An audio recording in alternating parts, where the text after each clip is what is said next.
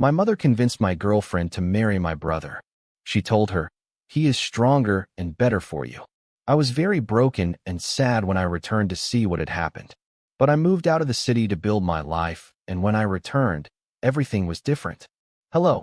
Thank you for your continuous support. This means a lot to us. If you enjoy the stories we share, kindly subscribe to this channel. It will be great if you can leave a comment on which city you are watching from. We might just give you a shout out in our next story. Today's special shout out goes to Terry Lawson from South Africa. We are glad you enjoy our stories. Now let's dive into the details of today's story. My name's Alvin, and I guess you could say my story starts with the day everything I thought I had fell apart. Back then, I was just a guy in a small town, Harriston, the kind of place where everybody knows your business before you do.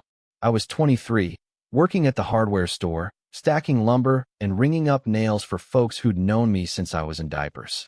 It wasn't glamorous, but it paid the bills, and I had Lily.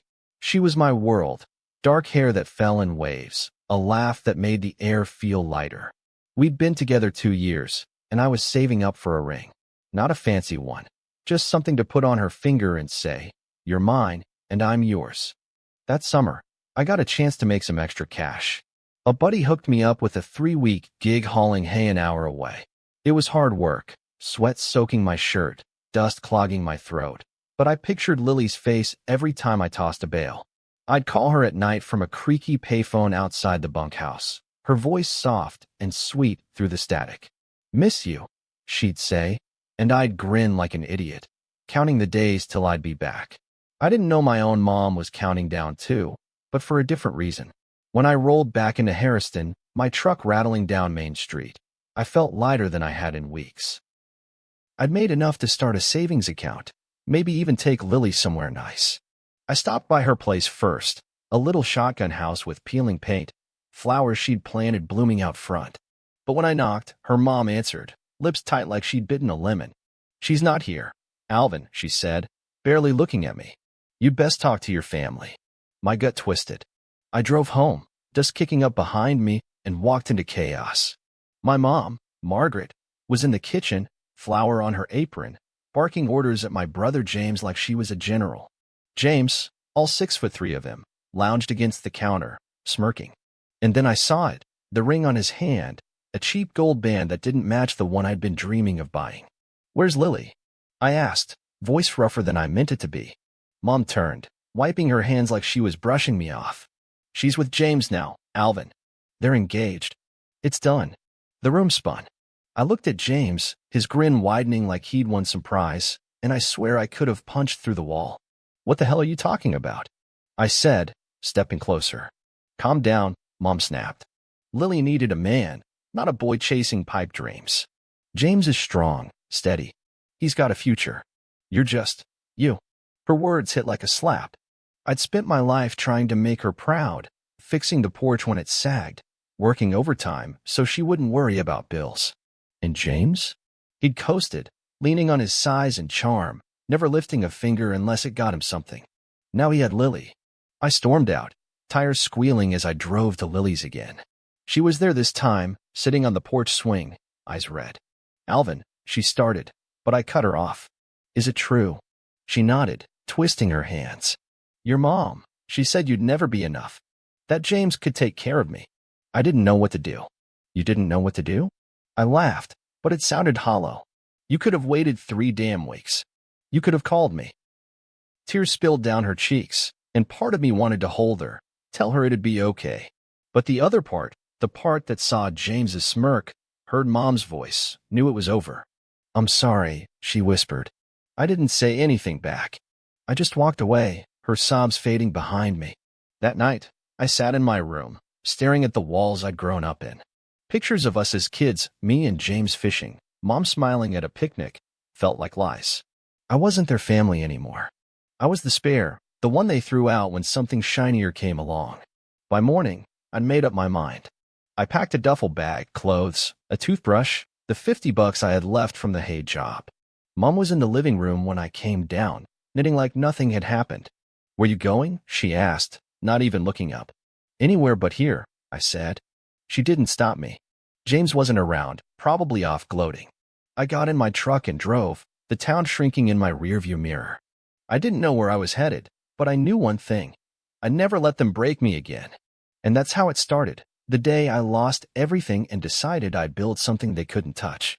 Leaving Harriston was like shedding a skin I didn't fit in anymore. My truck rattled down the highway, radio buzzing with static, and I didn't stop till the gas needle kissed empty. That landed me in Easton, a city big enough to swallow me whole, all concrete and noise compared to the quiet fields I'd left behind. I had $50, a duffel bag, and a fire in my chest that wouldn't quit. I wasn't sure what I was chasing, but I knew I couldn't go back. First few days, I slept in the truck, windows cracked, parked behind a diner where the cooks didn't care as long as I moved by dawn. I'd wake up stiff, neck aching, and wash my face in a gas station sink, splashing cold water till I felt human again. I needed a job fast. So I walked into every place with a help wanted sign, my boots scuffing sidewalks littered with gum wrappers and cigarette butts. Most folks took one look at my faded jeans and said, "We'll call you." They never did. Finally, I stumbled into a warehouse gig, loading crates onto trucks for $10 an hour. It was brutal.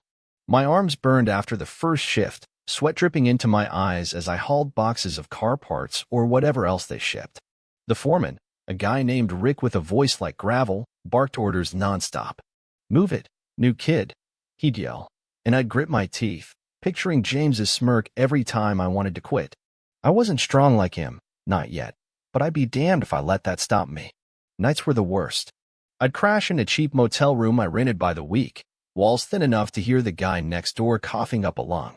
I'd lie there, staring at water stains on the ceiling, thinking about Lily. Her face would sneak in, those soft eyes, that laugh, and I'd wonder if she was happy with James. Then I'd hear Mom's voice, "You're just you," and I'd roll over, punching the pillow till the thought shut up.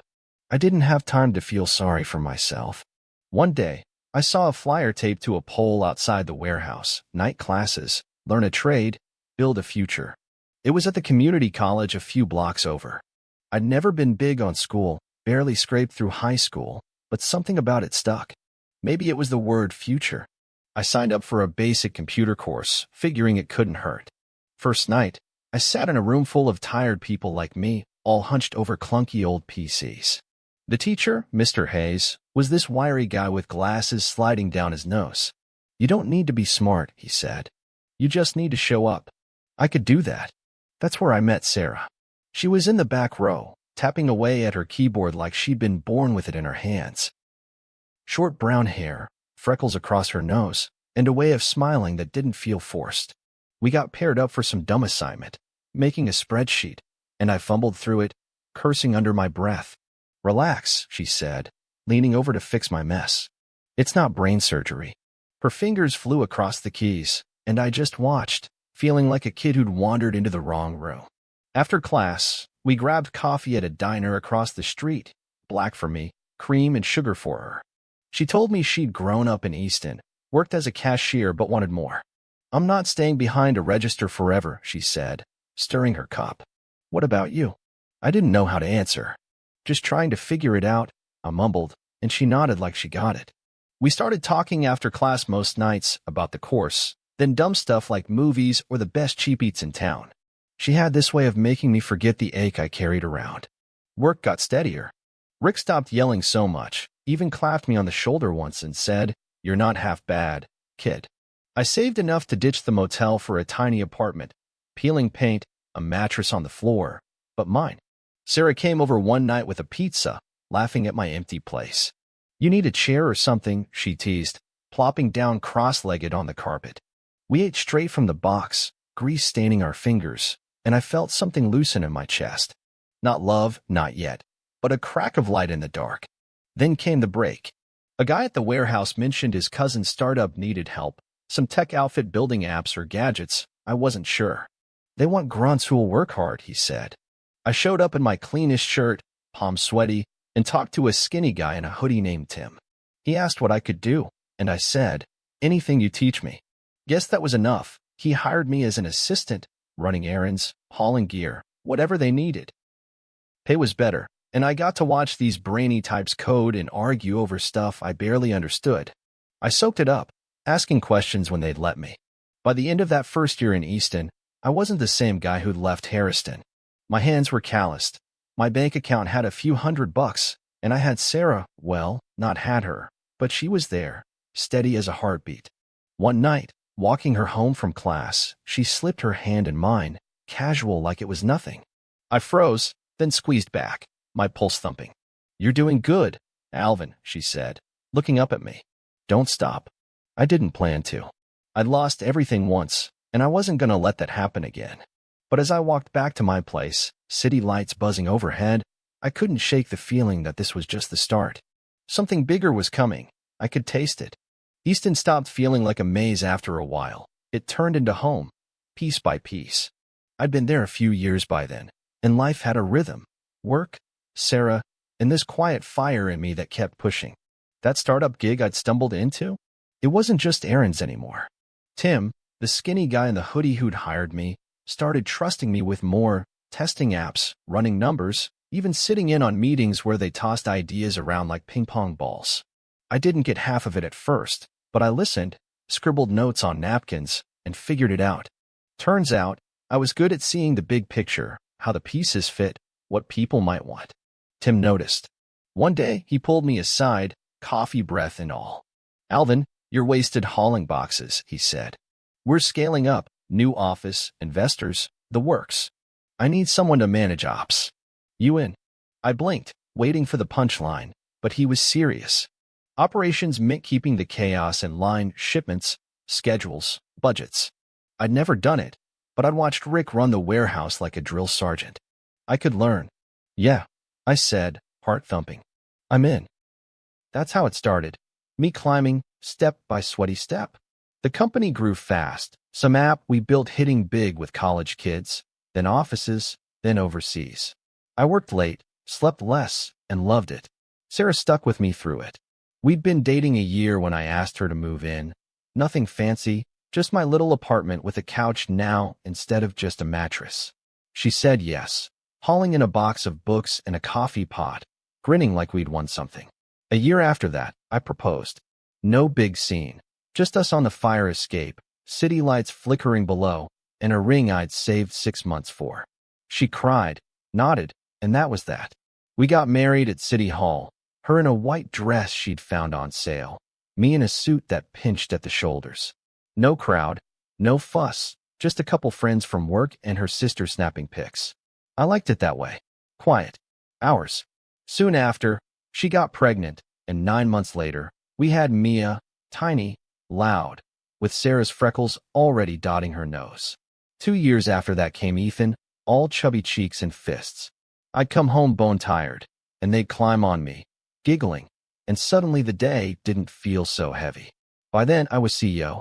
Yeah, me, Alvin from Harrison, the kid who'd stacked lumber, running a company worth millions. Tim stepped back to tinker with code, and the board picked me to lead. I didn't flaunt it, kept my truck, wore the same boots, let Sarah handle the spotlight stuff like interviews or fancy dinners. She was good at it, charming suits with her quick laugh, while I stayed behind the scenes, making sure the machine ran smooth. We bought a house, not a mansion, just a brick place with a yard for the kids, but we didn't tell anyone who didn't need to know. I liked it secret. Felt safer. But the past wasn't gone. It'd creep in late at night, when the house was still and Sarah's breathing was soft beside me. I'd see Lily's face, hear Mom's voice cutting me down, picture James flexing like he owned the world. I kept a box in the closet, old photos, a letter from Mom I'd never opened, a snapshot of me and Lily at the county fair, her head on my shoulder. I'd pull it out sometimes, stare at it, then shove it back. Sarah caught me once, asked what it was. Nothing, I lied, and she let it go, but her eyes said she knew. We were happy, me, Sarah, the kids, but I wasn't whole. Not yet. I'd built this life, brick by brick, and it was good, but there was a hole where Harrison used to be. I didn't miss them, not really, but I wondered. Did they ever think about me? Did Lily regret it? Did Mom care she'd lost a son? I'd push it down, focus on Mia's drawings or Ethan's babbling, but it lingered. Then the call came. I was in the office, papers spread across my desk, when my phone buzzed. Unknown number, Harrison area code. I almost didn't pick up, but something made me. "Alvin," a voice said, gruff, familiar. Uncle Pete, Dad's brother. Your dad's gone. Heart attack. Funeral Saturday. My throat locked up. Dad hadn't been perfect, quiet, let Mom run the show, but he'd never cut me like she did. I mumbled something about being there and hung up, staring at the wall. Sarah found me like that when she got home, kids trailing behind her. What's wrong? She asked, setting Ethan on the floor. I told her, voice flat. You don't have to go, she said, hand on my arm. But I shook my head. I do. Not for Mom, not for James or Lily, for Dad, maybe, or for me. I needed to see it through. That night, I couldn't sleep. I slipped out of bed, dug out that box again. The letter from Mom was still sealed, postmarked years back. I tore it open, hands shaking. Alvin, come home. We miss you. James and Lily are struggling, help us. No sorry, no nothing, just a demand, like always. I crumpled it, tossed it in the trash. They didn't get to need me now. Friday, I packed a bag, suit, tie, nothing flashy. Sarah hugged me tight at the door, Mia clinging to my leg. Be careful, Sarah said, I searching mine. I will, I promised. Driving out of Easton, kids waving from the porch, I felt the old ache stir. Harrison was calling me back, and I wasn't sure what I'd find. But I knew one thing, I wasn't that broke kid anymore. Whatever waited there, I'd face it standing tall. The drive back to Harrison felt like crossing a line I'd drawn in the dirt years ago. My truck hummed along the highway, fields blurring past, and every mile tightened the knot in my gut. I hadn't been back since I peeled out at 23, tailpipe spitting dust, and now here I was, 35, with a life they didn't know about.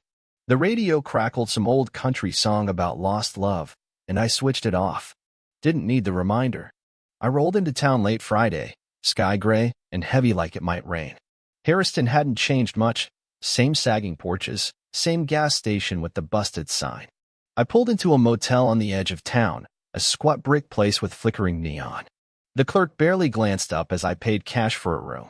Bed creaked, sheets smelled like bleach, but it'd do. I dropped my bag, stared at myself in the cracked mirror, lines around my eyes, hair a little thinner. I wasn't that kid anymore, but I still felt him rattling around inside me. Saturday morning, I put on the suit, dark, simple, nothing flashy, and drove to the church. It was the same one I'd gone to as a kid, white paint peeling, steeple leaning like it was tired. Cars lined the lot, folks in black milling around, voices low. I parked at the back, took a breath, and stepped out. Heads turned, old neighbors, cousins I hadn't seen in years, but no one said much. Yes, I was a ghost to them now. Inside, the pews were packed, air thick with flowers and murmurs. I slid into a seat near the back, next to some guy I vaguely remembered from high school. Then I saw them, Mom, James, Lily, up front, like royalty holding court. Mom's hair was grayer, pulled tight in a bun, her face sharp as ever. James sat broad-shouldered, suit straining at the seams, looking bored. And Lily, she was thinner, eyes dull, hands folded in her lap. Time hadn't been kind, but I didn't feel sorry. Not yet. A woman leaned over, Mrs. Carter, who'd taught me Sunday school, and whispered, "They stuck you back here, huh?" Typical Margaret. I shrugged, kept my mouth shut. I could feel Mom's eyes sweep the room, but she didn't spot me. James muttered something to Lily, and she nodded, blank as a doll. They thought I was nothing, some broke nobody who'd crawled back for crumbs. Let them. The service started, preacher droning about Dad's life, how he'd worked the farm, loved his family. I barely listened. Dad had been quiet, always in Mom's shadow, but he'd taught me to fish, fixed my bike when I crashed it. He never stood up for me, though, not once. I wondered if he'd tried at the end. Then Uncle Pete got up, clearing his throat, holding a paper. "Alvin," he said, voice carrying, "your dad wanted you to read this." Heads turned, whispers rippling. Mom's face twitched, James frowned, Lily's eyes flicked up. I stood, legs steady, and walked to the front. The aisle felt a mile long, every step echoing on the wood floor. Pete handed me the paper, clapped my shoulder, and I faced the crowd. Dad's handwriting stared back at me, shaky, slanted, real. "To my boy, Alvin," I started, voice low but clear. "I wasn't the father you deserved. I let things happen I shouldn't have. But I watched you from afar, heard about your life, your work. You made something out of nothing, and I'm proud. I'm sorry I didn't say it sooner. My throat tightened, but I kept going. You're stronger than I ever was. Don't let anyone tell you different. The room was dead quiet. I glanced up. Mom's lips were a thin line. James shifted like he might bolt. Lily stared at her hands. I could have stopped there, let it hang, but something in me snapped loose.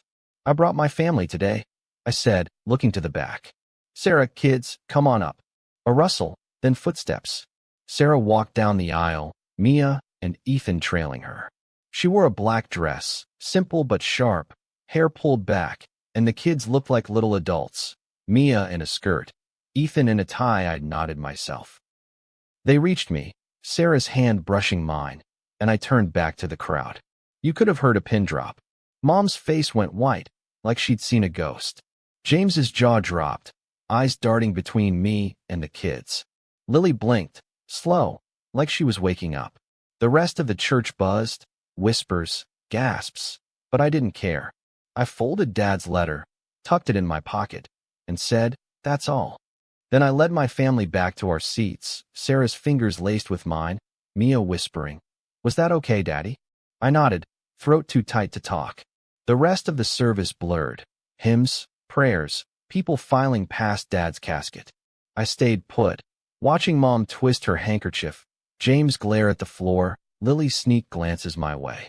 They hadn't said a word, but I could feel it, their world tilting, cracking. Good. When it ended, folks spilled outside, air damp with the rain that had finally started. I stood under the awning, Sarah beside me, kids playing with a pebble they'd found. I thought that'd be it, just a look, a moment, then I'd go. But then I saw them coming, Mom, James, Lily, cutting through the crowd, faces I hadn't faced in 12 years. My pulse kicked up, and I squared my shoulders. Whatever they had to say, I was ready. The rain was coming down steady now, tapping on the church awning like it was keeping time. I stood there, Sarah close, the kids kicking at puddles a few feet away. The crowd thinned out, folks hurrying to their cars, but I didn't move. My eyes were locked on Mom, James, and Lily pushing through, their faces tight like they'd rehearsed this. 12 years since I'd left, and here they were, about to say something I wasn't sure I wanted to hear. My hands balled up in my pockets, but I kept my chin up. They didn't get to see me flinch. Mom reached me first, her black dress soaked at the hem, eyes sharp as ever. "Alvin," she said, voice clipped, like she was calling me in for supper. "You should have told us you were coming." No hello, no nothing. Just that old tone, like I'd inconvenienced her. James loomed behind, arms crossed, rain plastering his hair to his forehead. Lily hung back, clutching an umbrella, looking smaller than I remembered. "Told you," I said, keeping it even. "Didn't think you'd care." Her mouth twitched. "Of course we care. Your family." She glanced at Sarah and the kids, then back at me, like she was sizing up a puzzle she couldn't solve. "What's all this? The suit, the wife, the children?" I let the question hang, rain drumming between us. Sarah stepped closer, her hand on my arm, steady like always. "This is my life," I said finally. "Built it myself. No thanks to you." James snorted, breaking his silence. "What's that supposed to mean? You show up after years, acting like some big shot, reading Dad's letter like you're better than us." His voice had that edge, the one he'd used to cut me down when we were kids. "Where you been, huh? Where you left me?" I shot back, staring him down. "Out in the cold, while you took everything I had." He flinched, just a flicker, but I saw it. Mom jumped in, waving a hand. "That's not fair, Alvin. We did what was best, for Lily, for the family. You were young, chasing dreams that wouldn't pan out." James stepped up. "Stepped up?" I laughed, sharp and bitter. "He stepped on me, Mom. You pushed him to it.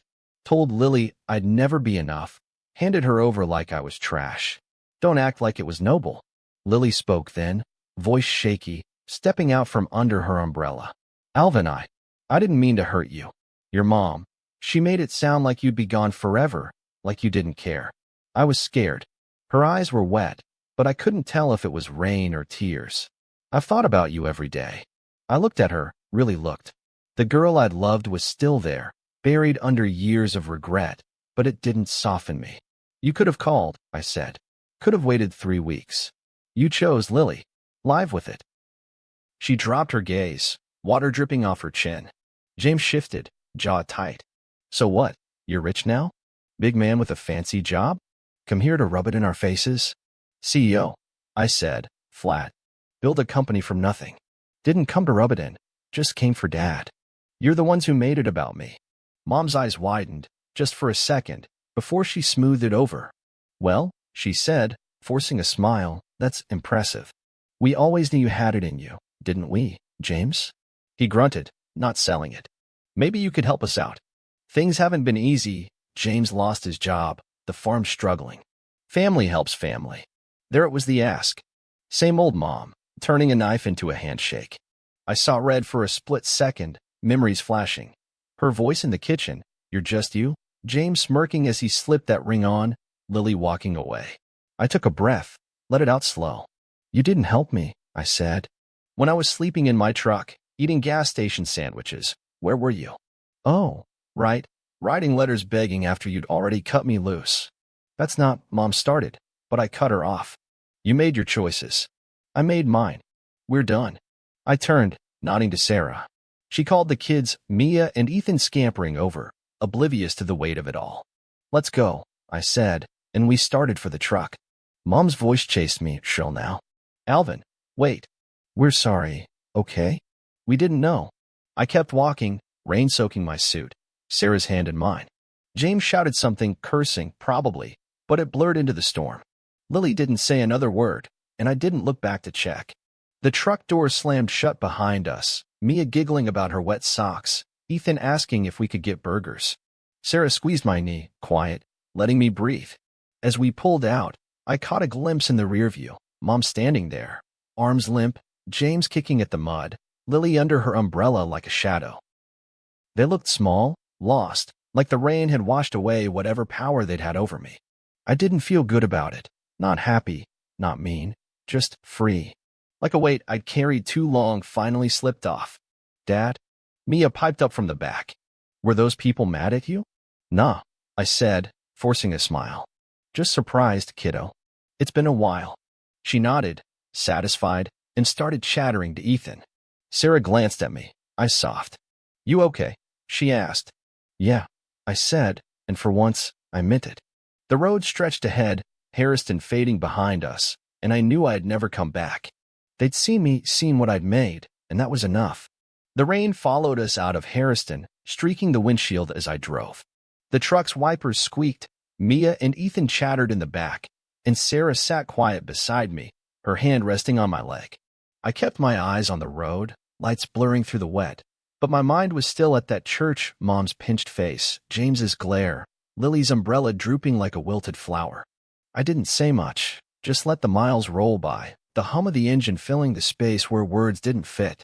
We stopped at a diner an hour out, some hole in the wall with neon buzzing in the window.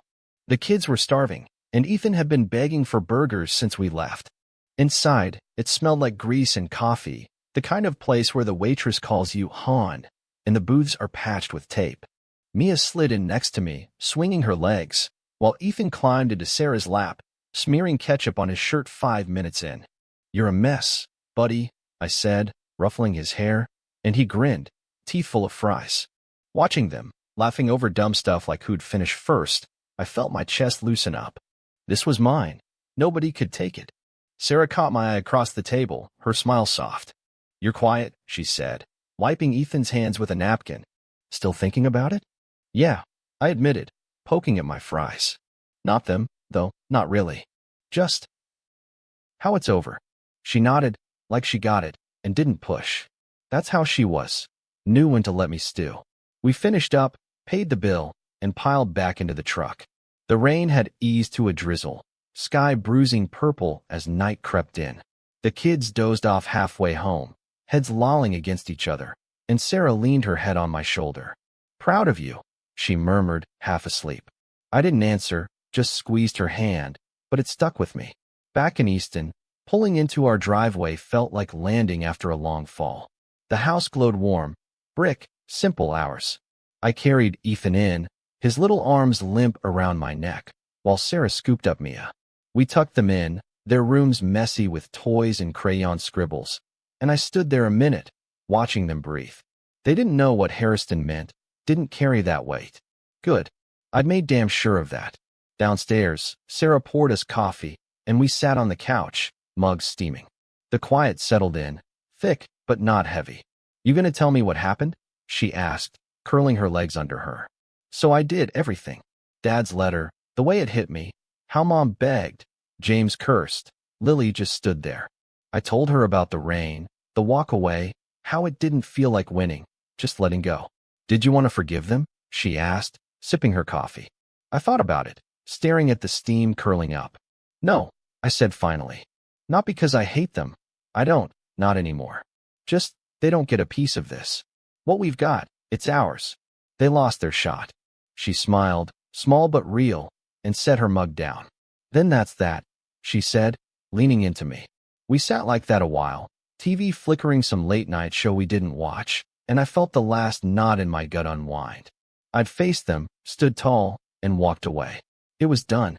Next morning, I was up early. Habit, I guess. The kids were still out, house quiet except for the coffee pot gurgling. I went to the closet, dug out that old box I'd kept too long. The pictures spilled out, me and James with fishing poles, Mom at a picnic, Lily laughing at the fair. I flipped through them, waiting for the sting, but it didn't come. Just memories, faded like the paper. Then I saw it. The crumpled letter from Mom I'd trashed back in Harrison. I'd fished it out before we left, shoved it in my bag. Why, I don't know. I smoothed it out, read it again. "Come home. We miss you. Help us." Same old tune. But there was something else, tucked in the envelope, a smaller note I'd missed. Dad's writing, shaky like the tribute. "Alvin, I left you the old watch. It's not much, but it's yours. I should have given you more. Forgive me." My breath caught. The watch, his dad's, a beat-up silver thing he'd worn every day. I hadn't seen it at the funeral, figured Mom kept it. Guess he'd hidden it for me. I sat there, turning the note over in my hands. Dad hadn't fought for me alive, but he'd tried at the end. It wasn't enough to fix it all, but it was something. I tucked the note back, slid the box under the bed. Not gone, just out of sight. Maybe I'd get the watch later, maybe not. Didn't matter right now. Sarah came down, hair messy, robe tied loose. "You're up early," she said, pouring coffee. "Everything okay?" "Yeah," I said, and this time it was true. "Want to take the kids to the park later?" She grinned. "Only if you push the swings." Deal. That afternoon, we did. Parked down the street, sun breaking through the clouds. Mia squealed as I pushed her high. Ethan toddled after a butterfly, Sarah laughing on a bench. I caught my reflection in a puddle. Older, steadier, a guy who'd made it. Harrison was miles behind, a shadow I didn't need to chase anymore. I'd built this family, home, a life, and it was enough. Driving back, kids singing off-key in the back, I glanced in the rearview. They were my future, not that town, not those people.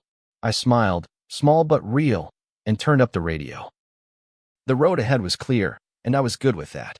Well, that's my story, how I lost it all, built it back, and found my way. Took a lot of miles and a few scars to get here, but I'd do it again for what I've got now. What about you? Ever had to walk away from something or someone to find what's real? I'd love to hear your take. Drop it in the comments section. Don't forget to hit the subscribe button and share this story with your friends. See you soon in our next story.